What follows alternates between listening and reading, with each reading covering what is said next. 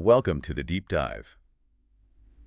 We all have dreams, right? Those big aspirations we sort of tuck away, maybe hoping to get to them someday. But how many of us really, truly chase them with this almost unbelievable dedication, even when everything seems stacked against us? It's pretty rare, and that's why today's story is so compelling. Exactly. Today we're taking a deep dive into the, well, frankly, astonishing real-life journey of Manoj Sharma. I mean, this is someone who faced just profound poverty, got expelled from school, Yeah, spell. and yet somehow defied every single expectation to become an IAS officer.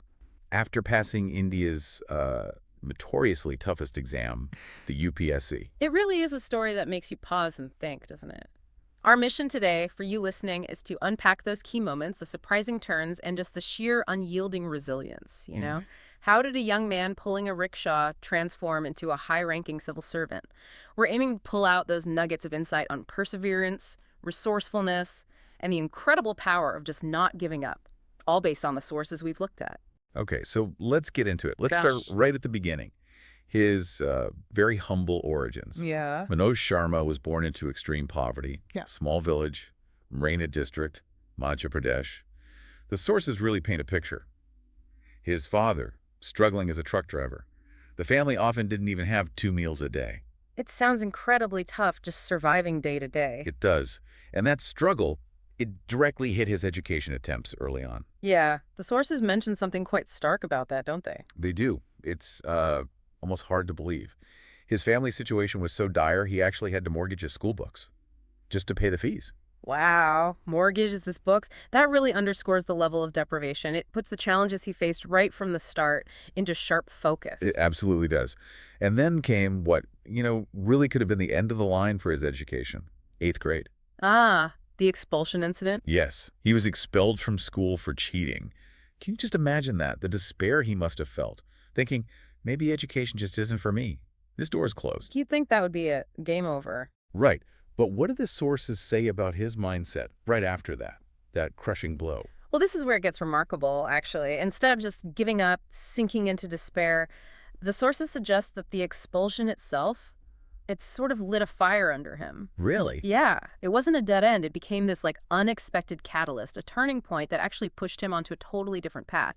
He didn't just accept defeat. He somehow turned that massive setback into a launch pad. So he didn't throw in the towel on learning. Instead, he started going to libraries. Seems simple, maybe, but it changed everything for him. It really did, fundamentally. What was it about the libraries? What sparked such a huge change? Well, that's where his intellectual awakening really kicked off. He started reading, immersing himself in stories. Figures like Abraham Lincoln, Bhagat Singh, Swami Vivekananda. Powerful figures. Absolutely. And for him, these weren't just names in a history book. They were stories of resilience, self-belief, making an impact. The sources are clear. Reading about them ignited this completely new passion for learning in him and a real burning desire to achieve something significant, maybe not just for himself, Yeah, a bigger purpose, perhaps. Exactly. And this new passion, it led him to live this incredibly demanding double life.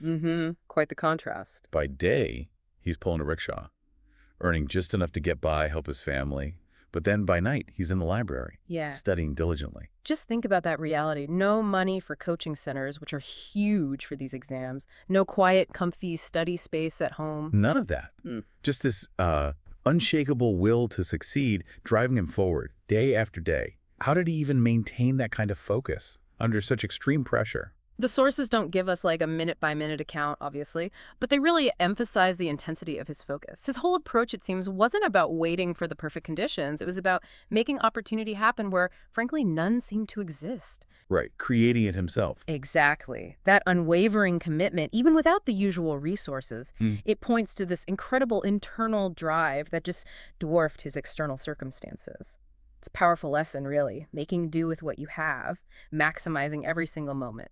And that dedication, it then translated into some really strategic decisions. He eventually got a job as a police driver. He did. But it's important to understand why. Yeah, this wasn't his dream job, was it? Not the end goal. No, absolutely not. The sources highlight it was purely pragmatic, a means to an end. This job did 2 key things.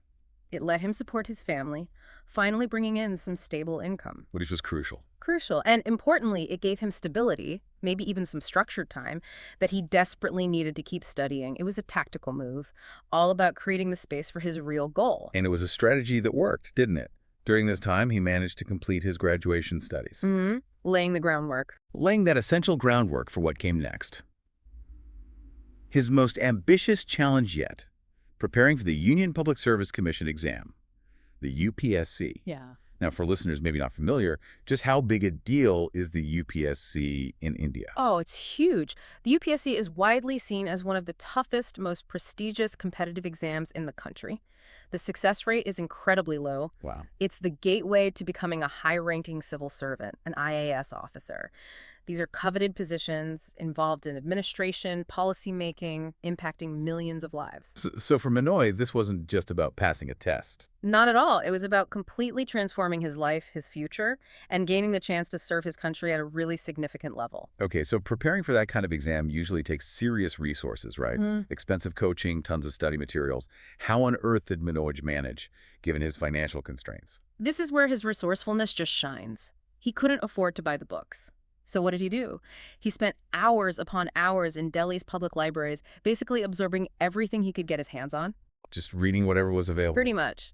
And he didn't have money for coaching classes, so he relied on borrowing notes from other students who could afford them, meticulously copying them, studying them. Wow. That takes dedication. It's like a masterclass in leveraging every tiny opportunity, every scrap of information. He wasn't just working hard, he was working incredibly smart, within severe limits. But the path wasn't smooth, not by a long shot. It was a real trial by fire, repeated failure, testing his absolute limits. Definitely. His first UPSC attempt, he didn't even clear the preliminary exam, the first hurdle. Ouch. Okay, so what next? Second attempt, he makes progress this time, clears the prelims, which shows, his study method was working, improving. Good sign. But then he failed at the interview stage. So close, But still, another setback. Must have been incredibly frustrating. I can only imagine. And it didn't stop there, did it? No. Third attempt. He gets to the interview stage again, and again, he's not selected. 3 attempts, 3 major falls. At crucial points, I mean, many people would just give up at that point and say it's not meant to be. Absolutely, many would. So what was different about Manoj Sharma? What did the sources say about how he handled these setbacks? How did he keep going? Well, the sources point to something really crucial. He didn't just blindly try again. Each failure, he analyzed it meticulously. Oh, okay. Learning from it. Exactly. He didn't see them as final judgments on his ability. He saw them as data, revealing weaknesses in his preparation, maybe his strategy. That internal reflection, that active process of learning from the no, that's what turned each fall into a stepping stone, not a stopping point. Right. Building resilience through self-assessment. Precisely. A resilient drive fueled by constantly figuring out what went wrong and how to fix it. And then, finally, the breakthrough. Yes. The ultimate triumph. On his 4th attempt, Manoj Sharma successfully passed the UPSC examination. You did it. Became an IAS officer. He achieved his goal. But the thing that really hits you, reading about it, is the incredible irony, the poetic justice almost. The very same person who was once expelled from school for cheating now holds one of the highest, most respected positions in the entire country's civil service. It's just an amazing full circle. It really is.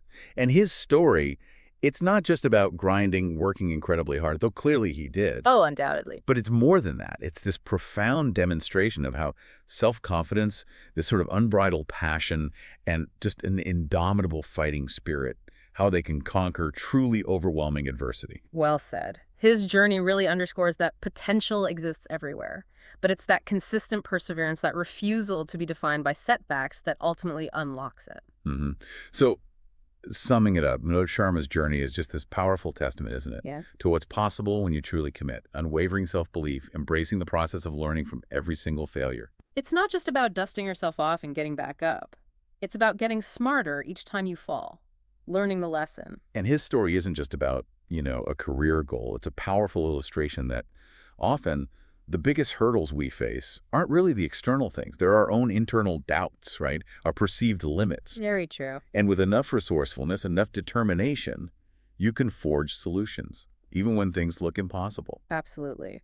So as you, listening, reflect on this incredible journey, maybe here's a final thought to mull over. Okay.